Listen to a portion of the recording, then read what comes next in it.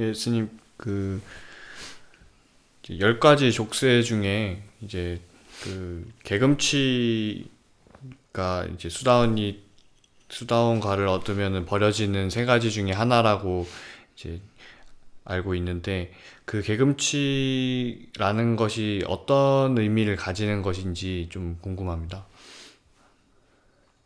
보통은 이제 그 개금치경이라고 하면요. 그 부처님 당시에 이제 그 인도의 수행자들 문화 중에서 어떤 특정한 그 삶의 방식에 대해서 그 이렇게 결심을 하고 서계라고 보통 이야기하죠. 맹세 서자에다가 계 이런 이제 계할 때 그 계를 써서 그러니까 계에 대한 맹세를 해가지고 그걸 평생 지키고 사는 걸 통해서도 내가 열반에 이를 수 있다. 이렇게 이제 생각하는 거를 보통 이제 개금치견이라고 하거든요. 이 개금치견이라는 게 결국 견해의 한 형태거든요. 예. 그래서 이제 그 견해가 어떤 견해냐 하면은 예를 들면 내가 그런 이제 개처럼 평생을 삶으로써 개와 같이 살아가겠다. 이렇게 이제 스스로 맹세를 하고 그 맹세를 지키기 위해서 정말 이제 먹는 것도 개처럼 똥을 먹고 살고 또 일상생활에서도 네 발로 기어 다니고 이렇게 이제 거의 개와 흡사한 생활을 하는 그런 사람도 있었다고 해요. 실제로 부처님 당시에. 그래서 그렇게 삶을 유지함으로써 내가 열반에 이를 수 있다. 그렇게 이제 그런 견해를 가진 사람들이 있었다는 거죠. 그때 당시에. 뭐 또 다른 경우는 뭐 이렇게 손을 이렇게 평생 이래 손을 들고 안 내리는 걸 통해서 내가 깨달음을 이룰 수 있다. 뭐 이렇게 생각하는 경우도 있고 또 내가 소처럼 살면서 소와 똑같이 살면서 이제 깨달음을 이룰 수 있다. 이런 이제 이런 그릇된 견해를 가진 경우를 개금치견이라고 보통 이제 그게 보통 이제 경전에 나오는 이야기들입니다. 예, 스님.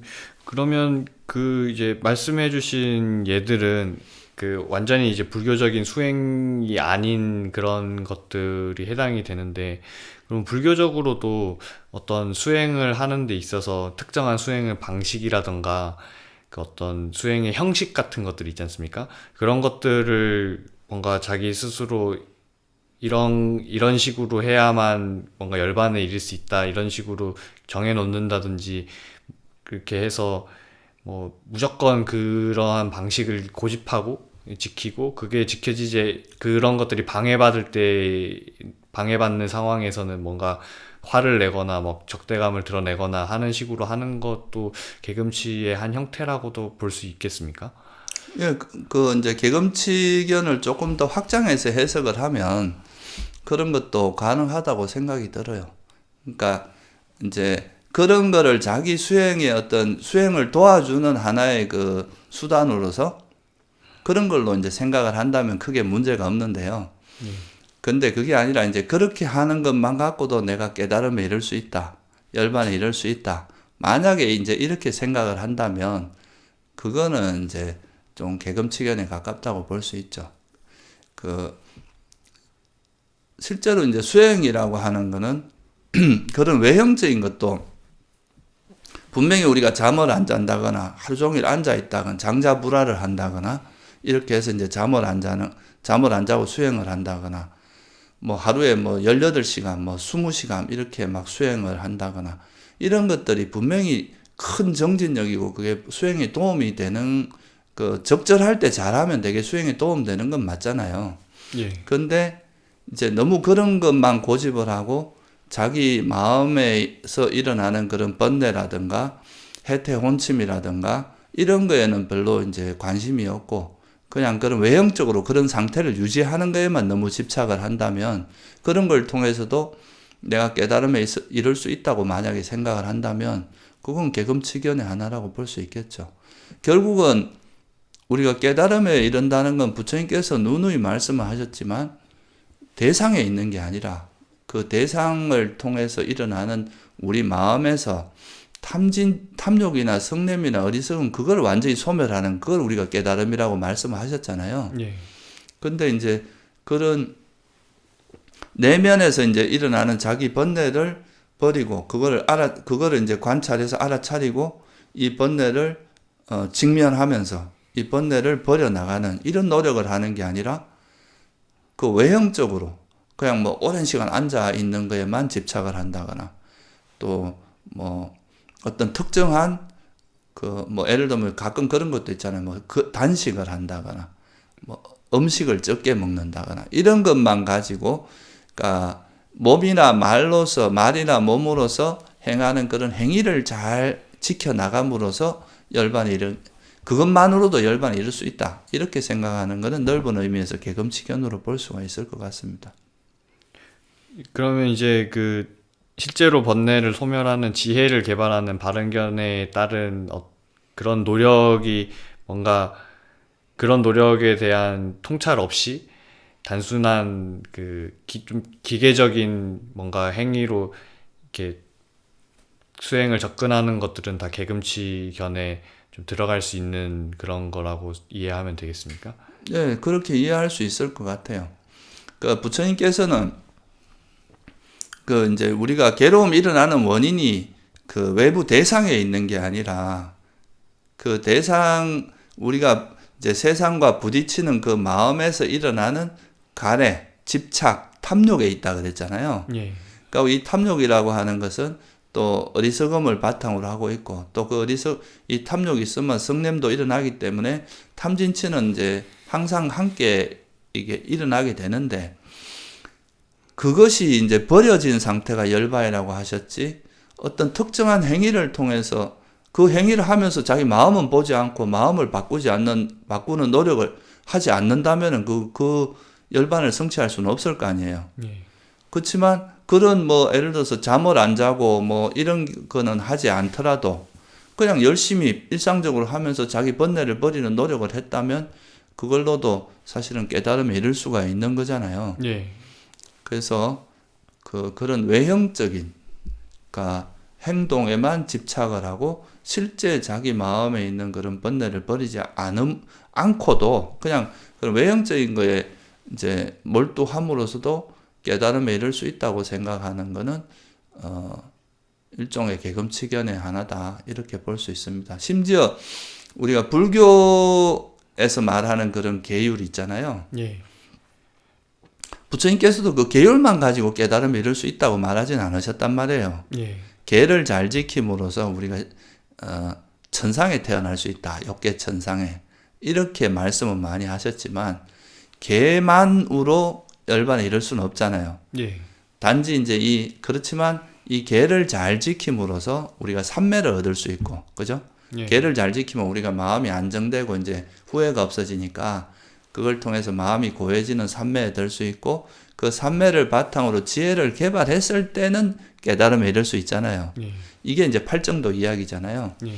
근데 이제 그런 삼매와 지혜를 닦는 이런 노력을 하지 않고 그냥 계만 지키는 것만 가지고 우리가 열반에 이를 수 있다. 만약에 이렇게 이야기한다면 이것도 일종의 개금치견이라고 할 수가 있겠죠. 예. 그러면 그 개금치견도 이제 사견의 하나라고 그 말씀을 해주셨는데 그 이제 10가지 족쇄 중에 또 맨 처음 항목으로 이제 나오는 것이 그 유신견인데 그것도 사견의 한 종류지 않습니까? 그렇죠. 예. 근데 그런 것들을 그냥 사견이라고 하나로 표현하시지 않고 이렇게 굳이 나눠서 유신견과 개금치견으로 표현하신 거에 그 차이점이나 이유가 있겠습니까? 그러니까 이제 조금 더, 아마 제가 정확히는 모르지만은 그 인도 당시의 어떤 생활상이나 이런 걸 좀 반영했지 않았을까? 그 수행 풍토 같은 거 있잖아요. 예. 그 개금치견이라고 하는 게 아마 그때 당시에 인도에 있는 그 출가 수행자들 사이에서 그런 어떤 수행 방식이 분명히 있었을 거라고 생각을 합니다. 예. 그래서 이제 그런 것도 이런 거에 이렇게 수행하는 거는 뭔가 바른 수행이 아니라는 거를 좀 이렇게 보여주는 것도 있을 거고요. 예. 또 견해에 대한 집착, 뭐 그냥 이런 유신견 이런 거는 그 어떻게 보면 그 수다원이 되기 위해서 반드시 극복해야 될 어떤 기준점 같은 거이기도 하거든요. 네. 우리가 뭐 상견, 단견 이런 것도 있지만 단견은 좀 더 저열한 견해고 이제 죽으면 끝이다 이렇게 보는 단견은 사견 중에서도 좀 저열한 견해라고 했거든요. 요즘 뭐 그런 견해들이 되게 팽배한데 네. 부처님은 이런 걸 되게 사견 중에서도 저열한 거라고 봤어요. 네. 그리고 인과를 부정하는 거 이런 게 되게 대표적인 사견이죠. 근데 유신견 같은 경우는 사실 유신견을 가졌다고 해서 우리가 그게 악체에 태어난 원인이 되거나 꼭 그렇진 않거든요. 네. 그렇지만 이 유신견을 극복하지 못하고는 절대 수다원이 될 수 없는 측면도 있어요. 예.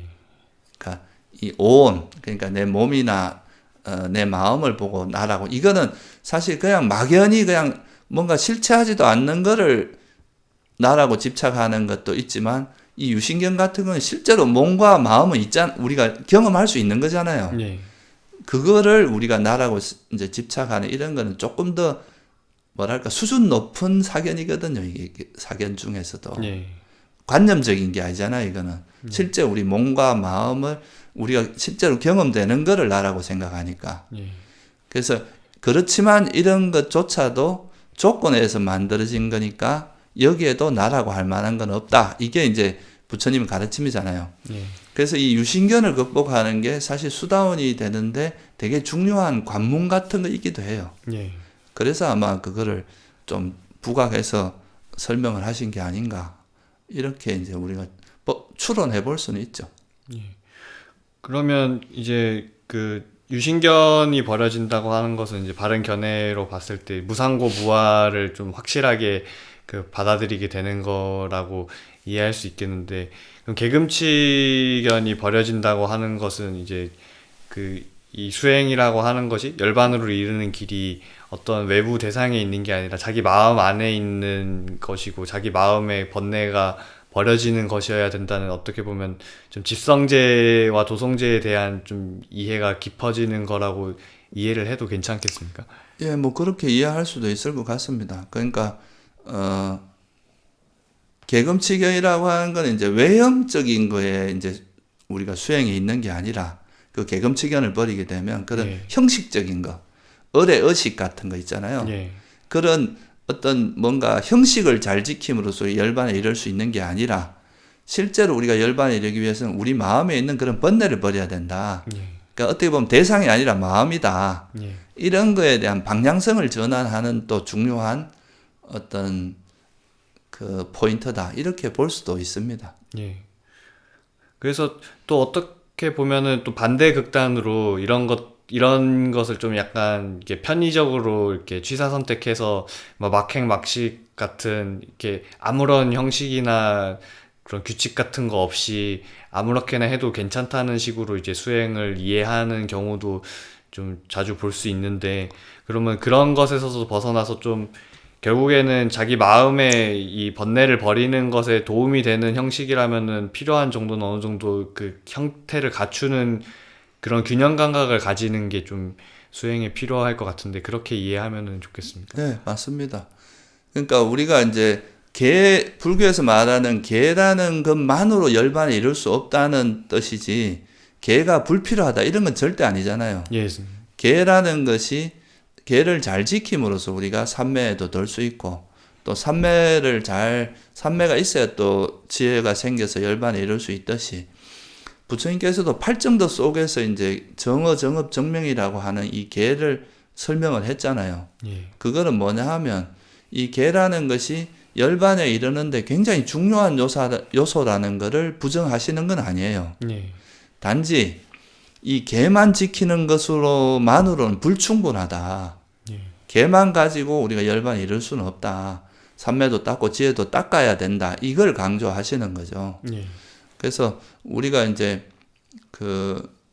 소위 말해서 너무 이제 불교에서 그 마음 하나만 잘하면 된다 이렇게 하면서 자유롭게 막행막식하고 이런 거는 이제 부처님의 그 수행 가르침에 부합된다고 보기는 어렵겠죠. 예. 뭐냐 하면 그 막행막식 하는 것 자체가 자기 번뇌에 놀아나는 건데요. 예. 자기가 진짜 번뇌를 가라앉히고 번뇌를 길들이고 절제할 수 있으면 그렇게 막행막식을 하지 않겠죠. 예. 수행자로서 해서는 안 될 이런 행위를 하면 이게 내 번뇌를 더 키우고 나한테 괴로움을 가져오는 건데 왜 그렇게 행동을 하겠어요? 예. 그거는 오히려 이제 수행을 잘못 이해했기 때문에 그렇다고 볼 수 있겠죠. 예, 감사합니다, 스님.